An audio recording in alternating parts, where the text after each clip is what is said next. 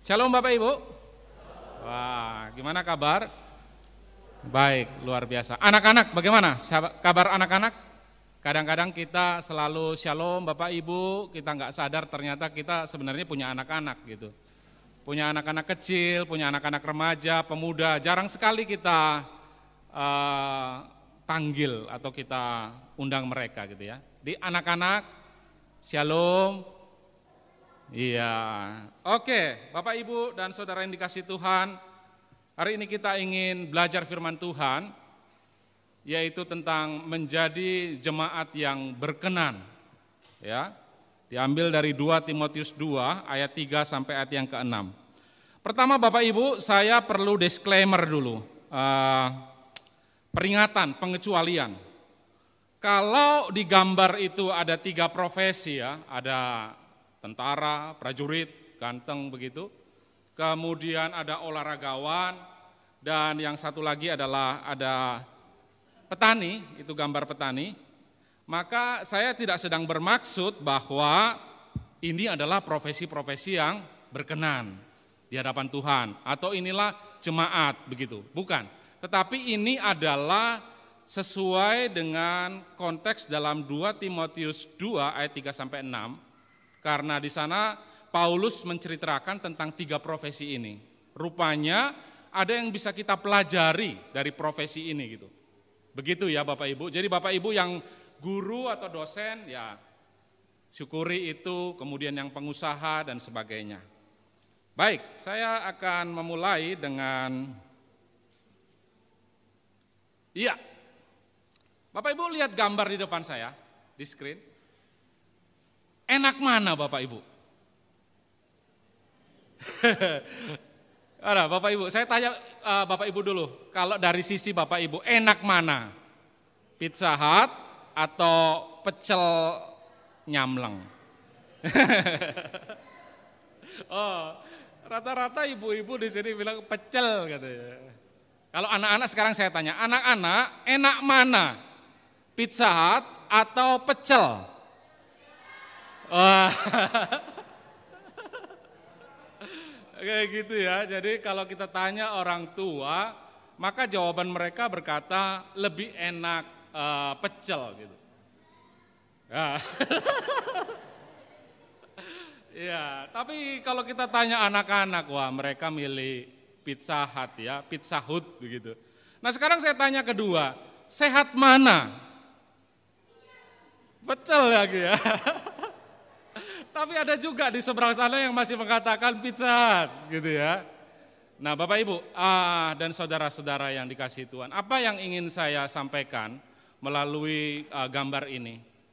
Bukankah seringkali kita ya kalau di rumah kita biasanya kalau di rumah sih kami biasanya makan makanan yang diolah sendiri, bikin sendiri gitu ya. Jadi vetsinnya itu bisa kami batasi atau nggak perlu pakai vetsin, nggak usah pakai MSG gitu. Kasih garam, kasih gula, itu buat kami sudah enak begitu.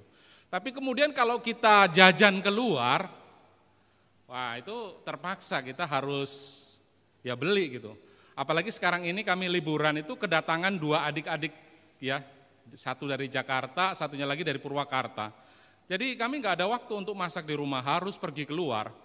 Terpaksa beli gitu ya, padahal kami tahu resikonya ya, pasti pertama harganya mahal, itu berat di dompet, yang kedua juga secara kesehatan mungkin ya kurang baik ya, karena kita nggak tahu bagaimana mereka membuatnya. Tetapi Bapak Ibu kalau di rumah pasti kita rindu makanan-makanan yang sehat ya, yang bisa kita kontrol gitu, garamnya seberapa. Nah Bapak Ibu dan saudara yang dikasihi Tuhan, ini penting karena ya ini kesaksian dari Pak Benihin ya, Bapak Benihin, Bapak Ibu saya percaya tahu ya, dia tahun 2019 2 September dia mengumumkan ya, di sana tidak terlalu jelas barangkali, tapi saya mengutip ini dari materi yang sangat dapat dipercaya. Beliau yang tadinya seorang pengajar teologi kemakmuran, Kemudian dia katakan di sana, kalau Bapak Ibu bisa lihat ya, tapi saya ingin bacakan. Saya koreksi teologi saya dan Anda perlu tahu. Karena kini saat saya membaca Alkitab, saya tidak lagi melihat Alkitab sama ketika saya membacanya 20 tahun yang lalu. Ya, Pak Benihin ini pernah ke Surabaya dan beliau mengajarkan teologi kemakmuran. Ya, boleh dibilang dia salah satu perintis lah pengajar teologi kemakmuran. Nah, kenapa saya kemudian ingin Bapak Ibu dan saya merenungkan tentang kenapa kita perlu makanan-makanan sehat, ya? Karena teologi kemakmuran kalau kita terus lanjutkan berbahaya, Bapak Ibu. Karena teologi kemakmuran mengajarkan kalau kamu ikut Tuhan, pasti kamu makmur, pasti kamu sehat, pasti kamu diberkati. Kalau masih sakit, ya berarti masih ada dosa yang belum dijawab. Atau belum ada dosa yang masih belum diakui. Berarti kamu masih harus melawan dirimu. Saya sudah mengaku dosa di hadapan Tuhan, tapi belum, karena kamu belum sembuh. Bagaimana dengan orang-orang yang miskin? Oh, berarti kamu masih kurang berdoa, kamu masih kurang pasrah kepada Tuhan, kamu masih kurang kasih persembahan. Kamu masih belum setia kepada gereja dengan perpuluhan. Loh, padahal saya sudah kasih perpuluhan. Nah, ini begitu berbahaya kalau kemudian orang memegang teologi bahwa kalau saya ikut Tuhan, saya harus makmur, saya harus sehat, saya harus berhasil. Padahal kalau kita lihat murid-murid Tuhan Yesus, ya, jangankan Tuhan Yesus, Yesusnya sendiri bagaimana Bapak Ibu? Dia katakan, di mana rumahmu? Dia berkata, aku tidak mempunyai tempat untuk meletakkan kepala. Ya, murid-murid Yesus kalau kita perhatikan, bagaimana mereka mati? Mereka mati dalam keadaan dipancung, disalib terbalik, mereka mati dalam keadaan miskin dan sebagainya. Kemudian bagaimana kita bisa melihat bahwa kalau kita ikut Tuhan, kemudian kita pasti berhasil, pasti sukses, pasti kaya, pasti sehat. Nah, ini berbahaya. Dan saya mengucap syukur, 2 September 2019 beliau mengoreksi teologianya. Kemudian teologi apa yang seharusnya dipegang atau yang biblical, yang sesuai dengan Alkitab? Alkitab mengajarkan teologi salib, teologi penderitaan. Karena memang mengikuti Yesus adalah menderita. Yesus sendiri berkata, kalau engkau mau ikut saya, maka kamu harus tahan menderita, siap pikul salib. Nah, ini penting Bapak Ibu. Makanya tadi di awal saya kasih ilustrasi mana makanan yang enak dan mana makanan yang sehat. Boleh saja Bapak Ibu gitu jajan begitu, tapi pastikan apakah itu sehat untuk diri kita. Apakah teologi atau ajaran-ajaran yang masuk ke kita itu membuat iman kita itu kuat atau sebaliknya. Nah, ini penting. Nah, yang selanjutnya adalah mari kita lihat firman Tuhan yang akan menjadi dasar buat kita untuk belajar hari ini. Mari Bapak Ibu, saya mengajak kita untuk kembali membaca firman Tuhan ini. Panggilan untuk ikut menderita. Dari judul perikop ini aja kita udah, wah, gak enak ini ya. Benar ya kalau kita bicara teologi kemakmuran, ternyata ada teologi penderitaan. Ini Paulus sendiri yang ngajak panggilan untuk ikut menderita. Izinkan saya membaca dengan suara yang lantang buat Bapak Ibu ya. Saya ambil mulai dari ayat 1. Ya, memang kepada teman-teman yang mempersiapkan saya kasih ayat 3-6 supaya simpel, tapi supaya tahu konteksnya, kemudian saya mulai dari ayat yang pertama. Mari kita ikuti ya Bapak Ibu ya. Panggilan untuk ikut menderita. Sebab itu, hai anakku, jadilah kuat oleh kasih karunia dalam Kristus Yesus. Ayat yang kedua. Apa yang telah engkau dengar daripadaku di depan banyak saksi, percayakanlah itu kepada orang-orang yang dapat dipercayai, yang juga cakap mengajar orang lain. Yang ketiga, ikutlah menderita sebagai seorang prajurit. Nah, mulai. Ada satu profesi yang muncul di sana, ikutlah menderita sebagai seorang prajurit yang baik dari Kristus Yesus. Kemudian kalau kita lanjutkan, seorang prajurit yang sedang berjuang tidak memusingkan dirinya dengan soal-soal penghidupannya. supaya dengan demikian ia berkenan kepada komandannya. Siapa komandan kita? Yesus. Yes sir, yes komandan gitu ya. Di WA seringkali kalau kita jawab siap dan gitu ya. Itu membekas sekali itu, siap dan gitu. Ayat yang kelima. Yang kedua, tadi dikatakan menggunakan prajurit ya, profesi yang ini. Yang kelima, seorang olahragawan hanya dapat memperoleh mahkota sebagai juara apabila ia bertanding menurut peraturan-peraturan olahraga. Sekarang kita mau lihat seperti apa kehidupan olahragawan.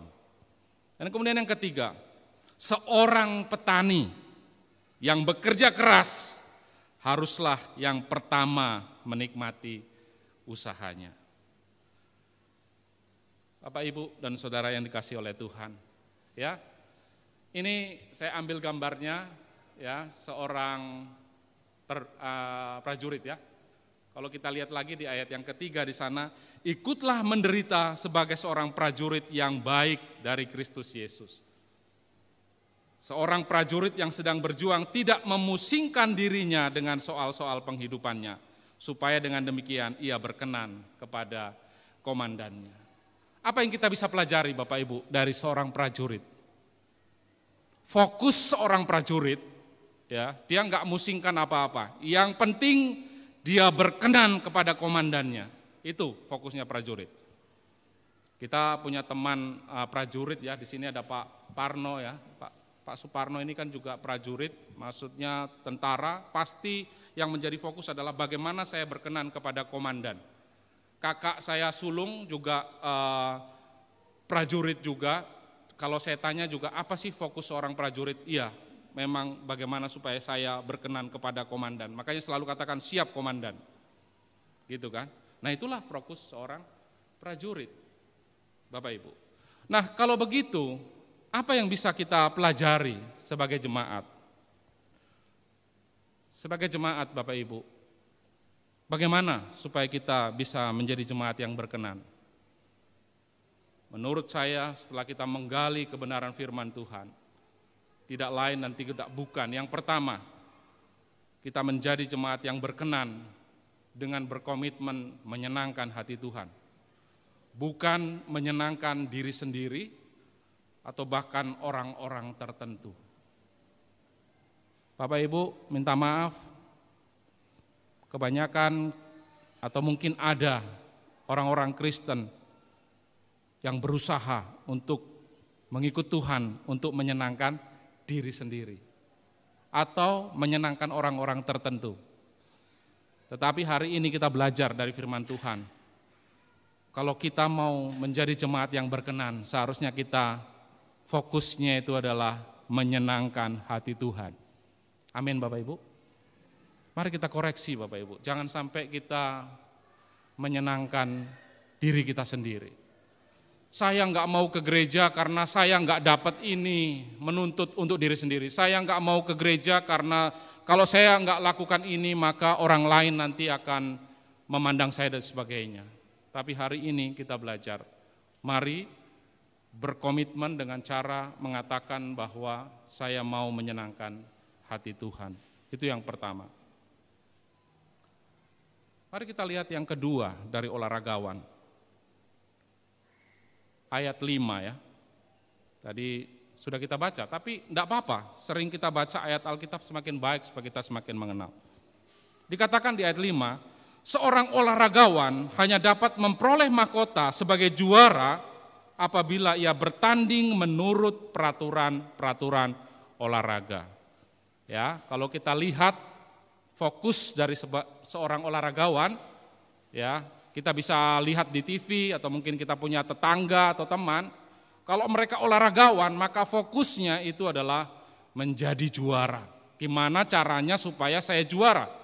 Tapi dengan bertanding mengikuti peraturan. Makanya ada bahasa Indonesia sportif. Sportif itu kan dari sport, olahraga, ya. Artinya orang-orang olahragawan itu menjunjung tinggi sportivitas. Ingin juara tapi dengan cara yang mengikuti peraturan. Nah ini penting Bapak Ibu. Mau menjadi jemaat yang berkenan, kita harus menjadi orang-orang yang bertanding mengikuti peraturan. Nah, saya di depan ini munculkan kejadian tahun 2011 Bapak Ibu, di mana ada seorang atlet, ini atlet lari gawang, Liu Xiang dari China, dan Derons Robles dari Kuba. Yang terjadi dengan peristiwa itu, yang berbaju putih ya pada saat itu dinyatakan menang ya dalam perlombaan lari gawang ini 110 meter atau bagaimana tahun 2011. Tapi kemudian si yang berbaju merah Liu Xiang itu merasa dia dicurangi. Kemudian dia melaporkan kejadian itu kepada panitia lah gitu ya. Kemudian dilihat kamera, dilihat CCTV atau bagaimana, kemudian betul. Ternyata tertangkap kamera pelari dari Kuba itu sudah melakukan sebuah kecurangan. Which is kalau di olahraga itu gak boleh gitu ya. Nah, mari kita lihat apa yang dilakukan oleh pelari dari Kuba. Rupanya ketika lari, apa yang dilakukan pelari dari Kuba ini adalah karena dia merasa ini saingan terberat saya, sudah hampir nyampe di garis finish, 2 kali dia pukulkan tangannya, ya, dipukulkan tangannya ke orang yang dari China itu ya. Pertama seperti digebukkan begini, yang kedua dipegangi gitu. Supaya lajunya dia itu pelan, sementara dia bisa lebih cepat. Rupanya itu tertangkap kamera dan dilaporkan dan terpaksa dia didiskualifikasi Bapak Ibu. Karena apa? Melakukan kecurangan. Padahal kita belajar tadi olahragawan biasanya sportif mereka. Nah, kalau demikian Bapak Ibu, apa juga yang bisa kita pelajari dari para olahragawan ini? Bagaimana menjadi jemaat yang berkenan? Kita menjadi jemaat yang berkenan kepada Tuhan dengan berkomitmen melatih diri dalam melakukan disiplin rohani untuk memaksimalkan potensi kita. Bapak Ibu, semua kita punya potensi bukan? Amin. Punya talenta ya, punya karunia Bapak Ibu. Pada saat kita melirik talenta orang, karunia orang, dan mulai membanding-bandingkan, itu yang membuat kita kemudian jatuh. Pelari dari Kuba tadi ketika dia lari, dia lirik sebelah kirinya rupanya lebih cepat. Padahal kalau dia fokus saja dengan dirinya dan tidak usah membandingkan dengan orang di sebelah kirinya, mungkin dia tidak akan berniat untuk kemudian memukul tangan orang di kirinya. Karena dia fokus pada dirinya dan tidak melihat orang lain, membanding-bandingkan dengan orang lain. Karena Allah menciptakan kita toh memang berbeda-beda. Demikian ya. Jadi kita harus aware Bapak Ibu tentang hal ini. Menjadi jemaat yang berkenan, mari lebih baik komitmen aja, kita latih diri kita lakukan disiplin rohani seperti olahragawan untuk memaksimalkan potensi-potensi apa yang ada pada diri kita. Itu lebih baik. Itu sebabnya ada istilah apa? Kacamata kuda, ya. Kuda itu dikasih kacamata begini supaya dia nggak lirik kiri, nggak lirik kanan, sehingga dia lari itu bisa cepat dan bisa lempeng gitu, sehingga sampai ke tujuan. Nah, itu yang kedua Bapak Ibu, bagaimana kita bisa menjadi jemaat yang berkenan kepada Tuhan, ya. Dan mari kita pelajari yang ketiga, bagaimana kita bisa menjadi jemaat yang berkenan. Mari kita lihat petani, ya. Ada di antara Bapak Ibu yang petani? Rasanya tidak ada lagi di kota besar di Surabaya gitu ya. Tapi kalau kita di kampung banyak ya. Orang tua kita yang dulu mungkin ya merasakan ya menjadi seorang petani. Mari kita coba lihat apa yang bisa kita pelajari dari seorang petani. Dari ayat yang ke-6 dikatakan seorang petani yang bekerja keras haruslah yang pertama kali menikmati hasil usahanya. Jadi ada penekanan di sana, petani itu pekerja keras. Betul ya Bapak Ibu ya, itu sebabnya kita lihat bapak-bapak petani itu bahunya itu keras ya, diterpa oleh angin, diterpa oleh panas gitu, jadi warnanya mengkilap begitu ya, bekerja keras. Tapi kemudian mengharapkan hasilnya. Ada hasil yang mereka bisa tuai gitu ya. Nggak tahu apakah 1 tahun 2 kali, 1 tahun 3 kali gitu ya, tapi mereka menikmati itu. Nah, kalau begitu apa yang bisa kita pelajari agar kita bisa menjadi jemaat yang berkenan di hadapan Tuhan dari seorang petani? Kita menjadi jemaat yang berkenan kepada Tuhan dengan berkomitmen melayani sekuat tenaga sesuai dengan talenta dan karunia rohani yang diberikan Tuhan. Nah, satu lagi, dan sabar menantikan hasil pelayanan kita. Petani sabar, betul ya Pak Budi ya, Pak Petani kalau kita lihat mereka sabar. Nanamnya sekarang, hasilnya nggak langsung sekarang, 6 bulan kemudian atau 4 bulan kemudian. Jadi kalau hari ini kita pelayanan Bapak Ibu dan kemudian PBI kok belum berkembang, nggak apa-apa, sabar gitu. Sekolah minggunya kok masih begini, nggak apa-apa, sabar. Yang penting kita kerja keras. Ada waktunya kita akan menuai hasilnya seperti seorang petani. Jadi ini penting Bapak Ibu ya. Nah, mari kita lihat, mungkin kemudian menjadi pertanyaan, apa bedanya antara talenta dan karunia rohani? Nah, ini menarik untuk kita pelajari. Bapak Ibu, talenta itu ada di Matius pasal 25 ayat yang ke-14 sampai 30. Apa sih talenta itu dan apa bedanya dengan karunia rohani? Saya mencatat di sana, saya katakan kalau talenta itu bakat atau modal hidup. Ya, semua orang tanpa terkecuali itu sama Allah itu pasti diberi minimal 1 talenta. Bakat hidup supaya dia bisa bertahan, supaya dia bisa hidup gitu. Orang percaya atau tidak percaya pasti memiliki talenta gitu ya. Tinggal kita temukan apa talenta itu. Nah, kalau kita lihat di Alkitab, maka ada orang yang diberi 1, ada yang diberi 2, dan ada yang diberi 5. Yang 1 pada saat itu dipendam. Yang 2 dikerjakan, menghasilkan 4, dan yang 5 dikerjakan, menghasilkan berapa? 10. Perhatikan Bapak Ibu, kata-kata yang diucapkan oleh tuannya kepada mereka. Kepada yang 1 kemudian dipendam, tuannya berkata, "Hai kamu hamba yang jahat dan malas." Tetapi kepada mereka yang mengerjakan 2 menjadi 4 dan 5 menjadi 10, dikatakan, "Baik sekali perbuatanmu, hai hambaku yang baik dan setia." Bapak Ibu, kita semua dikasih talenta. Saya tidak tahu apakah kita yang 1, yang 2, yang 5, yang 4, yang 6, 8, kita nggak tahu. Tapi hari ini kita belajar. Mari kalau Bapak Ibu punya talenta, kerjakan itu. Sampai kemudian Tuan kita akan berkata, "Baik sekali perbuatanmu itu, hai hambaku yang baik dan yang setia." Jangan sampai kita mendapatkan yang, "Hai kamu hamba yang jahat dan malas." Gitu ya. Jangan sampai. Nah, Bapak Ibu, mari kita renungkan sama-sama. Dan kemudian kalau sudah dapat apa itu talenta, mari kita pelajari juga karunia.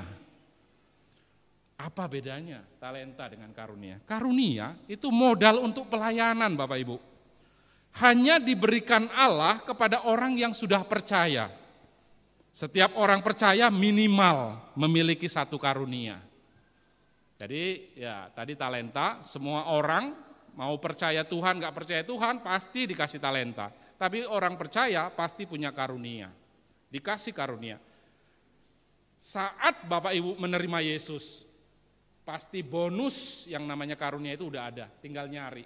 Mari kita cari apa karunianya, gitu ya. Nah, ada daftar karunia yang saya sudah tulis yang di sana, bernubuat. Ya, ini karunia. Ada orang yang bisa bernubuat Bapak Ibu. Meskipun saya percaya ini harus hati-hati sekali ya.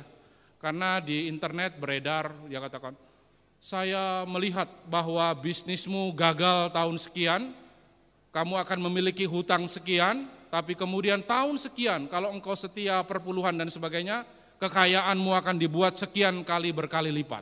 Nah, saya nggak tahu apakah itu nubuatan, atau apakah itu kata-kata motivasi, atau saya nggak tahu. Tapi saya punya teman, ya ini nggak boleh dicontoh, ya.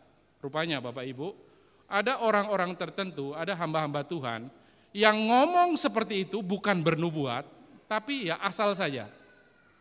Tujuannya apa? Ya kalau benar, ya puji Tuhan.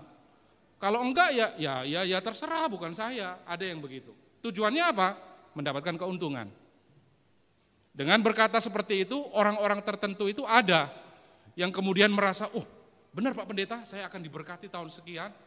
Benar Pak Pendeta bahwa ekonomi saya akan dipulihkan. Ada orang yang kemudian percaya dengan kata-kata seperti itu. Kemudian saya katakan, emang kamu yakin itu dari Tuhan? Ya enggak, cuman ngomong aja gitu ya. Kalau benar ya puji Tuhan, kalau enggak kan bukan salah saya juga gitu. Nah, berarti yang nubuatan ini Bapak Ibu harus sangat hati-hati. Jangan sampai ada orang-orang yang berkata ini nubuatan tentang Bapak Ibu, tapi sesungguhnya sebenarnya dia ya gambling aja. Kalau benar puji Tuhan mungkin dia akan kasih persembahan banyak buat saya atau gereja saya, tapi kalau enggak benar ya kan saya bukan Tuhan.